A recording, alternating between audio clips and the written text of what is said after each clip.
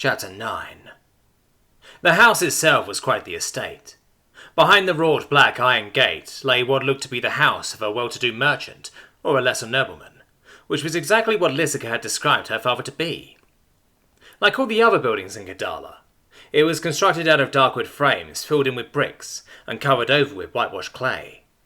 The estate was of a decent size, not as large or ostentatious as some of the ones surrounding it, but that gave it a sort of elegance the others could never hope to achieve. It stood 2 stories high, and even boasted a set of whitewashed pillars of wood across the front holding an overhang that served as more room upstairs, but also a front porch of a sort. They were carved so that the tops looked like stylized trees, and the bottoms had roots that seemed to flow down the porch entrance. A few of the pillars must have held hidden planters in them, as every other pillar had a bright, green, viney plant growing up it. Grape, perhaps? Which, if that were the case, then, when they were in season, it would be held to clean, what with the bird droppings that would no doubt show up when the plants produced. And that was not even mentioning the actual fruit itself, seen as the porch was whitewashed. The entrance was also impressive, with what had to be 8-foot-tall wood plank doors on which several decorative vines bordered the edges. It was set back from the streets for privacy, and was surrounded by a well-kept green lawn, on which Durin could make out the semicircular marks of the passing of a scythe that must have been used to keep the grass low and manageable. Around the side of the building he could make out what looked to be a flower garden of sorts, with what looked like a bay window over it, so that one could look over the garden at any time of day. It was surrounded by hedges carved into rectangles, used to form a privacy screen, keeping the garden hidden from view. Along the main path leading into the house proper, there were several large willow trees, their leaves hanging down low to the ground, giving them their characteristic weeping look, and providing some shade from the mid-morning light across the path. There was only a single guard posted at the gate, and, judging by the bored look on his face, he'd been on duty by himself for quite some time. Durin imagined that he didn't have too interesting of a job, seeing as the house was inside the city walls. Likely they didn't even lock the gate at night, and the guard was more of a sort of status symbol, what with his brightly polished armour. Durin watched as Lysica took a deep breath, her face going passive like it had before their duel, and nodded to the man. He stepped forward and pulled the gate open for them. It slid open in on well-greased hinges, gliding inward without a single sound of protest. Durin and Michaeline followed her in walking up the cobbled path towards the main door. As they did so, both sides of the wooden door opened slightly, and a man stepped out. He was older, mid-50s or later if Durin had to guess. He was wearing a white woolen shirt that had a high collar closed, with red cloth toggles down the front, matching red braces that went down past his knees, tightened around the calf with drawstrings. The rest of his legs were covered in either white stockings or white tights. Durin couldn't tell, as the brace covered where the stockings would have ended. His feet were clad in simple brown-turned shoes, and on top his grey head sat a red Tudor flag cap. He stood there atop the entrance, not quite stepping out of the hall. He smiled and gave Lysica a deferential bow, before doing the same to Michaeline without meeting Durin's eyes. "Greetings, milady, my lord. Shall I inform the master and mistress of your visit, or shall your visit be brief as it was last time?" He had a small smile on his lips as he asked. "Yes, Huland, please. Or rather, I shall go inform father." "Where is he?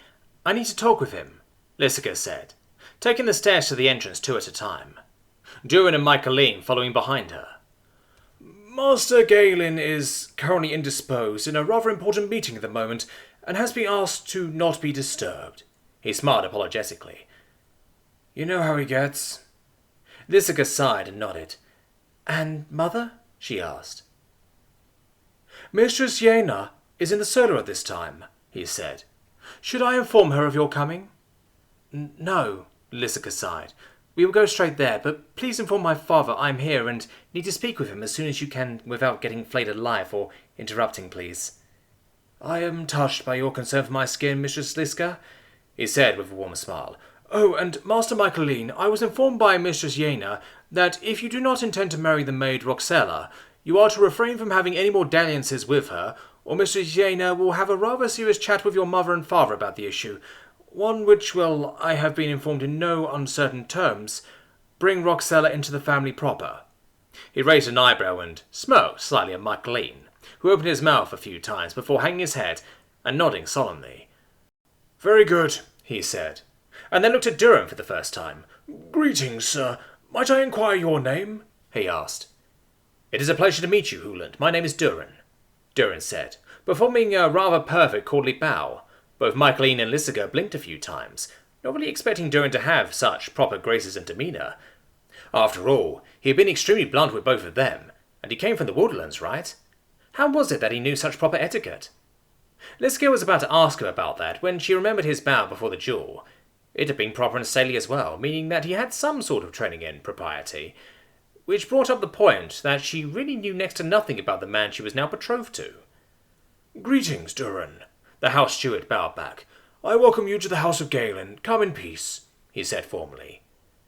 "Peace is received and given in kind, along with friendship," Durin responded, with the proper acceptance statement, which, once again, was not what either Michaeline or Lysager were expecting. Nodding his appreciation, Hooland stepped aside, gesturing them into the house proper. The interior of the house was well decorated. On the walls hung tapestries, no doubt from many regions of the world. On the wooden planked floor sat an elaborate rug in red with geometric designs in white. Where there were no tapestries to cover the walls, Durin could see that the first foot or two of them, from the ground up, were covered in glossy wood panelling, with the rest being whitewashed clay like that of the outside, providing a rather striking contrast between dark and light. It was definitely different from the house he and the old man had lived in while he was growing up. It was not simply the difference of size or even of materials. More striking than either of those is the total lack of weapons displayed on the walls. In the old man's home, the walls had been totally covered in swords, one in jewels or purchased by the old man while he had wandered. In fact, the old man's collection of swords, one in jewels, were too many to display on the walls, so instead he had placed them in trunks. Lots and lots of trunks, so many trunks that he and the old man had used them as furniture, placing pillows on top to form seats.